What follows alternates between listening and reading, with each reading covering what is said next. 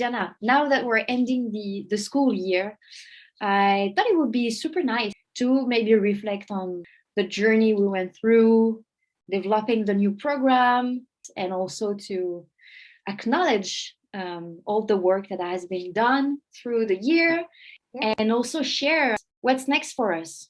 What's next for UpstartED and what's next for this specific program. And so as a learning designer, can you share maybe high level the journey that we went through going from UpGen kind of in-person event program to Youth Explore, and why and how? In a nutshell, it's tough, but it's been an interesting experience for our team, primarily because prior to the pandemic, we were very gung-ho when it comes to in-person learning experiences, and we still are. There's a lot of value around having people together in one room, sensing their energy, especially for young people, getting them to interact with individuals who come from different backgrounds and come from different socioeconomic situations. But the reality is that to even attend such an event requires you to be maybe to have a certain academic standing, to be able to have access to different modes of transportation, to be able to take time off on the weekend, in the evening. So when we think about extracurricular events or events happening outside of the sphere of school, there is a little bit of privilege actually associated with those kind of learning journeys. And so when the pandemic hit, we had to not only reimagine how do we reach students, but how do we serve the youth who need us the most? And we did not want to simply copy paste the things we had been doing before, because we knew as a team intuitively that the things that work in person will not work online. The way people receive the learning is quite different. You have different types of tools. And so that is why we had to completely reinvent the wheel, which was extremely challenging for us because we had never ever done anything online before. And although we ran a small virtual program before the start of the summer, the program that we went on to develop, Youth Explore, is actually a hybrid program that combines video-based learning and as well as tactile components. It spans over 9 to 12 weeks. So it was a steep learning curve for the team. It really pushed us outside of our comfort zones in terms of what tools work best to create what kind of experiences. And overall, a super rewarding journey. Of course, there's still a lot of things to learn, but something that the team did really well is knowing from day one that this would be a pilot, a prototype, that we had to just put it out in the world and test it. And this year we ran 2 cohorts, so we had a chance to kind of A/B test. We sadly didn't get to run our 3rd cohort, but thankfully we took a lot of lessons from the first 2 that we are now in the process of reviewing. We're looking at the data, making the adaptations over the summer to hopefully launch and scale in the fall. Can you maybe drive us through the learning journey and why we decided to kind of build it that way? Something that became very important to us as a team on a very human level was the social emotional learning piece. Prior to COVID-19, we had, I think informally, always had it there, but we hadn't been that intentional with it. Our focus has been more on social innovation through design thinking and digital technology, entrepreneurship.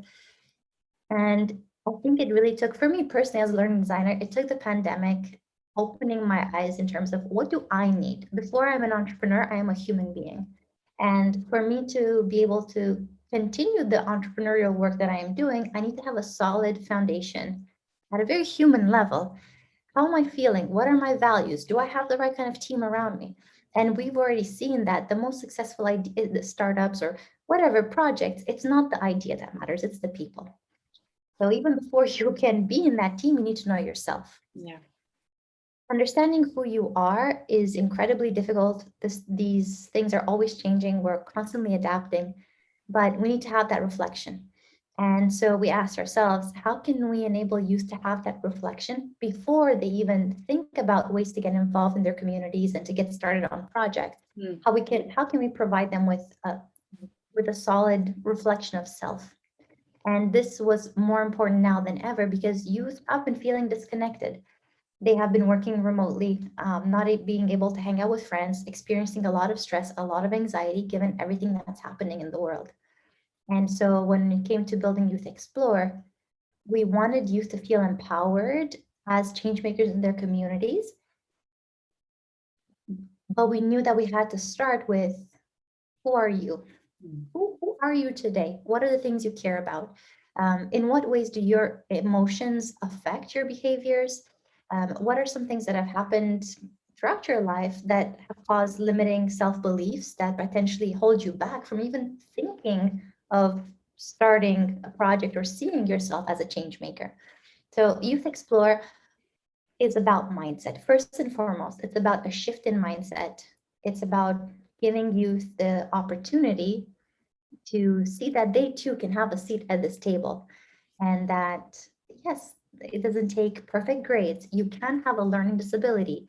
It's okay if society deems you at risk, because you know what? Once you graduate, not all the more, a lot of the successful people I know didn't have perfect grades in high school. Some didn't even fully finish high school or go on to college. So we need more of that, especially in light of the pandemic. We need to have more youth feel like they too can make an impact, no matter where they come from. I would say that those are the aspirations that we have and the intention behind this program. And to build on that, can you share a little bit on the experience we had ourselves as individuals, leaders of this organization, when we discovered that this particular program, Youth Explore, was extremely useful in the context of a classroom supporting students with learning disabilities? I think that was a very pivotal moment for our team. It's not something that we had thought about from day one. Part of it is because we lacked the experience on the team to cater to that demographic.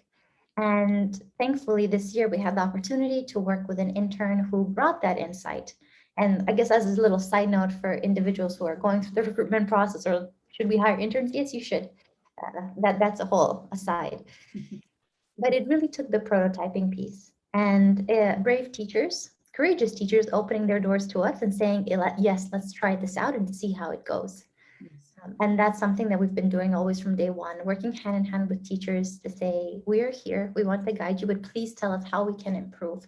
And we're very receptive to that feedback. Yes. And in the case of students with learning disabilities in particular, I would say I am starting to understand that there's a lot of stigma around that. And these youth in particular don't necessarily get the same types of opportunities because we dismiss that they even have the capacity to engage in certain opportunities that other youth may have access to, such as, well, if I'm dyslexic, what does that mean? Or if I'm not as high functioning, what does that mean? I'm personally not yet an expert. I know our team is going through that process, but this is where that empowerment piece really comes in. And that's why the program is valuable in those classrooms first and foremost. And so from a strategic standpoint, that's where we want to double down in the coming year to continue going through program adaptations to make sure that we better serve those youth. Yes. So that they too feel like they can contribute. A learning disability, it doesn't make you less. It doesn't mean you cannot bring value. And we talk about, inclusion, diversity, equity. We need to be working with these demographics as well. I'm really proud of the work that the team did and finding this opportunity simply by going through the process of putting something out into the world, testing it, and getting feedback.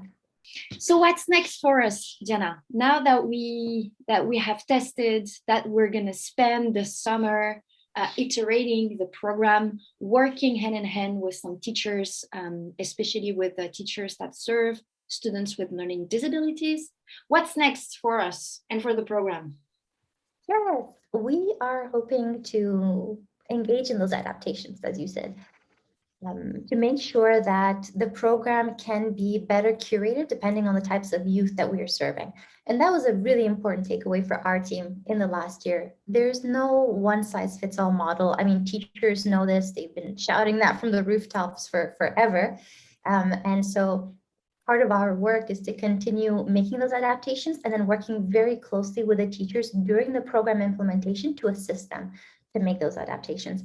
Because something that was fascinating, we were doing exit interviews with the teachers and they said, you know what, we really enjoyed the program, but what we really enjoyed was having you here to guide us through it and having someone that we could come to and ask for feedback, ask for support, ask for, hey, how do I introduce design thinking? Yeah. And that was not the original intention, but that was a huge value add, especially in the context of a pandemic where teachers feel like they do not have access to enough resources, that they are disconnected, that they're having to learn a lot on their own. So I feel like that program success piece, aka customer success, actually brought a lot of value, and it's definitely something that we see moving, like taking forward next year. Of course, we hope to reach additional students, more populations. And so our focus with the pilot was on Quebec and Ontario. We had one in BC, but we're hoping to grow our reach in these provinces. And currently we are talking to folks in the Yukon and, other in the territories, because we have a responsibility as a Canadian nonprofit serving young people to understand where else can we bring our resources and how can we bring them in an intentional way that respects cultural realities, socioeconomic realities. And we're very eager to keep connecting with community leaders who want to work with us and to find partners who are ready to co-create value together with us as well. Because that was another important takeaway of the past year when it comes to funding. It's not just about making a donation, it's about working hand in hand with a nonprofit to support the local community. So we are eager to find the people who believe what we believe and who want to help unburden teachers, want to help empower the majority of Canadian youth who are going to become their future employees, future, managers, etc. So it's an exciting time. It's an exciting time to grow community and to continue serving the people who need us the most, and the people who ultimately will be the future of the Canadian economy.